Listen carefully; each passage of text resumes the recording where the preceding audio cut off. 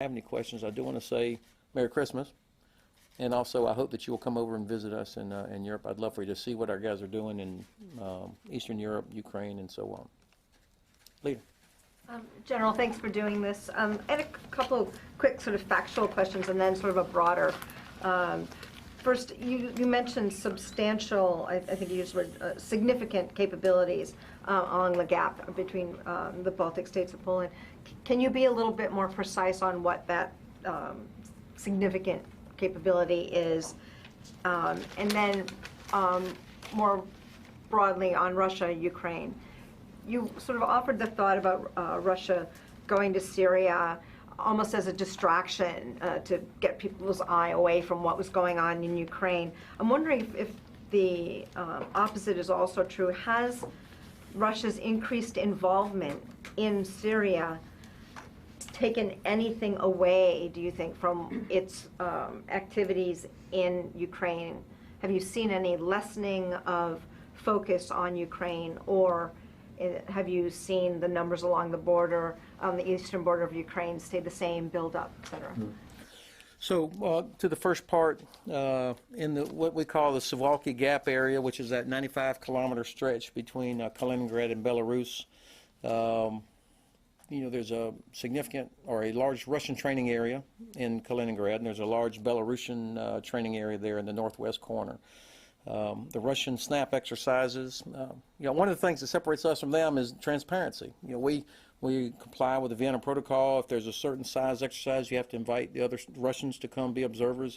We've had Russian observers in Bulgaria and Hohenfels here just in the last few months. The Russian SNAP exercises, there's never an observer there. We find out about them when they're happening. And so that kind of capability that they have, where you could show up in a training area in Kaliningrad or Belarus, or maybe both at the same time, you could see that's a threat, a concern that we have because of the lack of transparency. So that's one aspect of it. Kaliningrad itself, of course, it's sovereign Russian territory, so they can put whatever they want there. But what they have there in terms of anti-ship capability, they have exercised putting a Iskander missile there. The part of the Baltic Fleet, or they have Air Force capability there. The air defense is, I say significant because the numbers change based on exercises and forces coming in and out of there, and I wouldn't want to put a specific number on there, but let me say that they have the capability that they could make it very difficult for any of us to get up into the Baltic Sea if we needed to in a contingency. As far as what their capabilities or capacities are in Ukraine now, of course what they've got in Crimea is significant. And one of the things that we're constantly looking at is what is their capacity? How much are they able to sustain? How much are they able to do? I don't know the full answer to that yet. I suspect that a big chunk of their military is still they're trying to make the transition from a conscript army to a professional army, but they do have a portion, and I don't know exactly what that portion is. It's very capable, very modernized. NCOs carrying secure radios, electronic warfare capability. I think that part gets used in a lot of different places. I just can't tell how much. They're moving the same guys around. What they did do in Ukraine before or at the conclusion of Minsk I was a significant training effort of the rebels. A lot of combined arms training. There's a lot of equipment there, and without having OSCE's special monitoring mission able to do all that it's supposed to be able to do, I can't tell for sure how much is still in there. But the kind of things that the Ukrainian soldiers are facing is not stuff that gets assembled in your mother's basement. I mean, there's high-end electronic warfare capability, rocket launchers, volumes of ammunition, tanks with reactive armor, and other protective capabilities. That's what I mean when I say significant. The percentage of Russian military that's in, I don't know the exact percentage of their capabilities that are in Syria, but they definitely have the ability to do both, should they need to. I'm sorry, just as a follow-up, though, in eastern Ukraine, since the ceasefire, are you seeing the Russian numbers along that border go up, go down, increase capability or decrease capability? Well, in the last month? the units vary. What's stayed there though is infrastructure, and that's what takes a long time. You can move units in and out, but if there's infrastructure there, places to go, for example, command and control infrastructure, that's the part that takes a little bit longer time. That's still there. Yes, sir. Thank you, General. Dan Parsons with Defense Daily. Okay. Based on what you understand that the Russians have along their western flank, are you equipped with the appropriate technology to deter their capabilities? Could you discuss the comparative ability, as far as you know, of our ability to transfer and concentrate when and where needed in times of crisis? And also, if you could just speak to the interoperability of our equipment and units with our allies in the region, please. That was like 19 questions, man. Sorry. I'm teasing. All right, so first of all, indicators and warning, I think, is the first thing you're talking about on the front end there. The focus of our intelligence effort, obviously for the last 12, 13 years, has correctly been in the Middle East, in Africa, and in Korea, but especially in the Middle East, where you've got soldiers deployed that are actually in the fight. So correctly, our intelligence focus has been there. That's one thing. So now, and also, by the way, the training of linguists, Russian speakers, Ukrainian speakers, and so on. We've been cranking out Dari, Arabic, and Pashto speakers. So we're having to regenerate some linguist capability, and that's another place where the National Guard comes in real handy, and the Army Reserve, because you've got a lot of first and second generation immigrants from those countries that speak the language, and so we're getting some help there. But the other capacities, you can't just fly over Russia with the same kind of aircraft that we use, say, for flying over places in the Middle East or for collecting capabilities. So, we're playing catch up a little bit.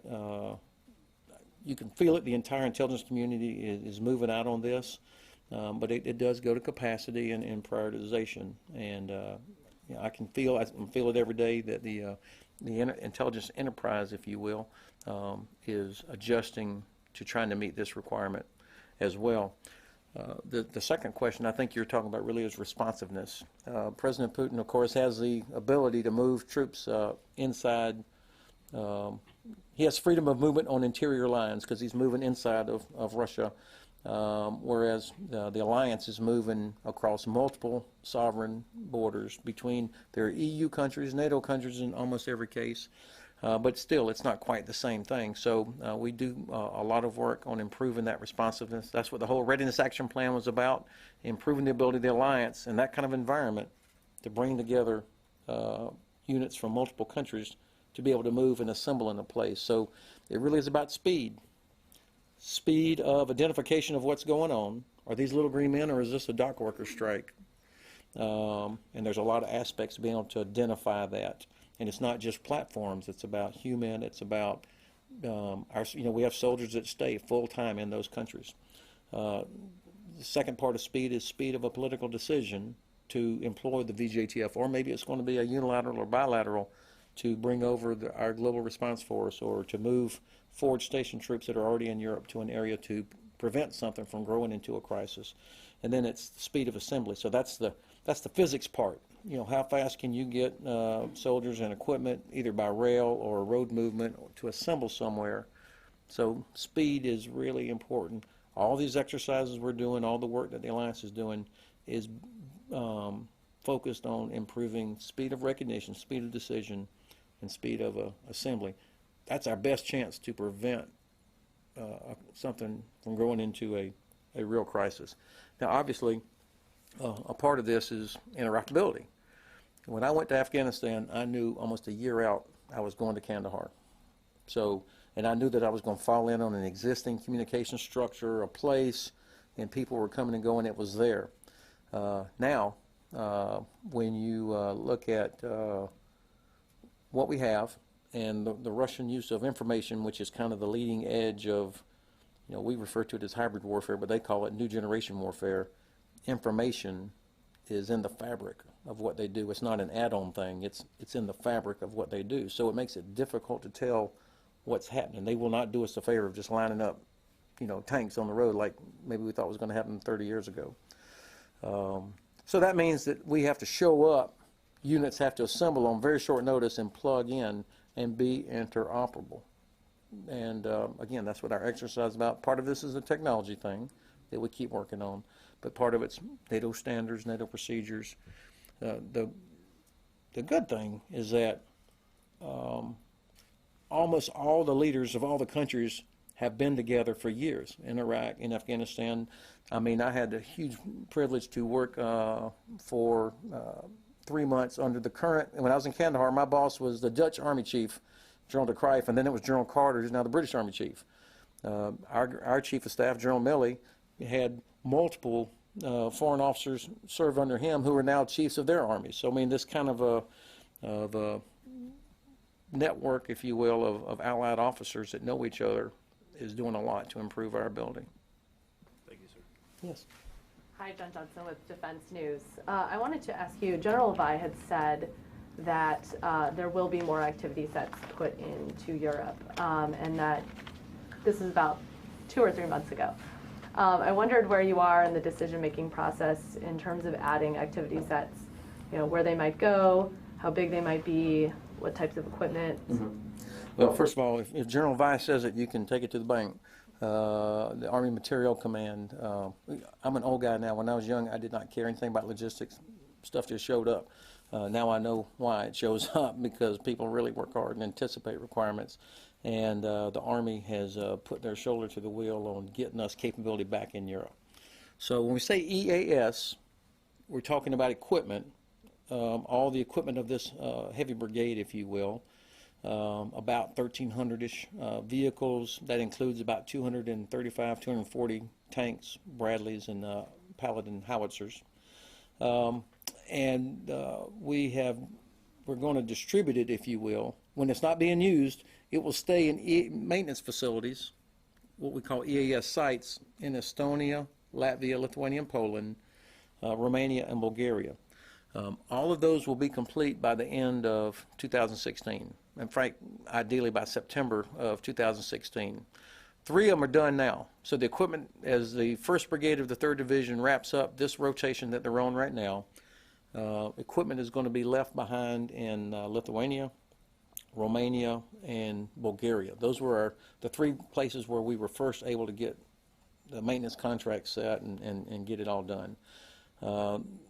The remainder will be completed over the course of the coming year. So when the Heavy Brigade comes back in April, they draw the equipment out, they train with it for 6 months. When they put it away next September, it'll go into the new sites. So 2 sites in Poland, Estonia, Latvia, and then I think in 2017 we'll get one in Hungary as well.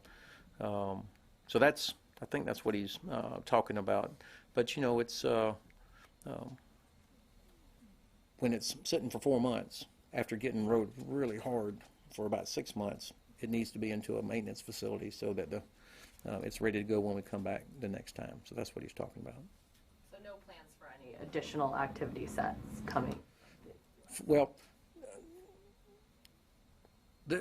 what I have offered to the Guard, for example, is say, hey, if the Guard wants to put equipment in Europe, which I would love, we could put that in, add that to the EAS sets also, to the EAS sites.